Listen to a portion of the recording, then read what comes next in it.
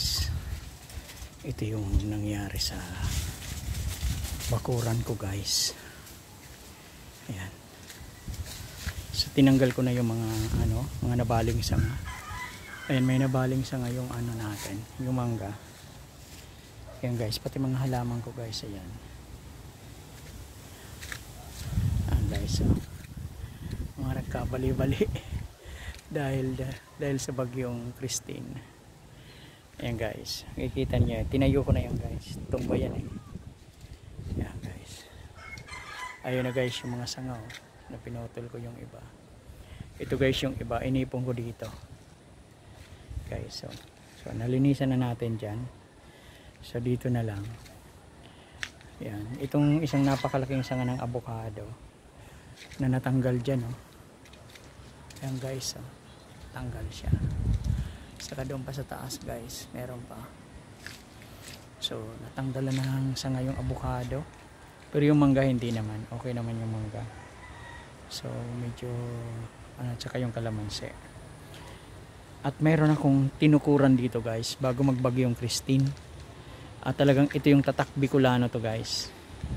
So hindi siya natumba. Ayan guys, tingnan nyo guys. Ayan, tinukuran ko siya guys. Ayan, di ba guys? Diba? Ang galing no? Yan lang ang tukod niya guys. Ayan, tinukuran ko siya para hindi siya matumba. Ayan, kasi itong napakasarap. Di ba guys? Alam niyo yan guys kung ano yan.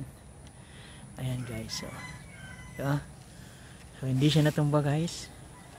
Buo pa rin siya. Di ba? Yan talagang tinutukuran. Yan talagang inililigtas. Kasi yan ang tatak Bicolano. Ayan guys, so, diba? Ang ganda guys. So, ang dami pang bunga guys. Kasi kaya tinukuran ko kasi ang daming bunga niya guys. Diba? Sarap. Diba yan guys? Yan guys. So nakalibre siya. Hindi siya na ng bagyo. Sa lahat walang nabakling sanga sa kanya.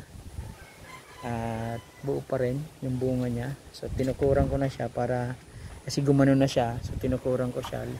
Nag-slant na siya guys. So tinukuran ko para hindi siya talagang dumapa. At hindi siya naan ng bagyo. So guys, dudublehin natin yung tukod ngayon guys. Kasi siyempre lumambot na yung tukod niya dahil nababad ng ng tubig. So ayan guys, ayan ang aking mga aso guys. Mga katulong dito, maghunting. Okay guys, ayan ang tatak Bicolano. Tibay niyan. Yan ang tinatawag na labuyo. Yan ang original na labuyo.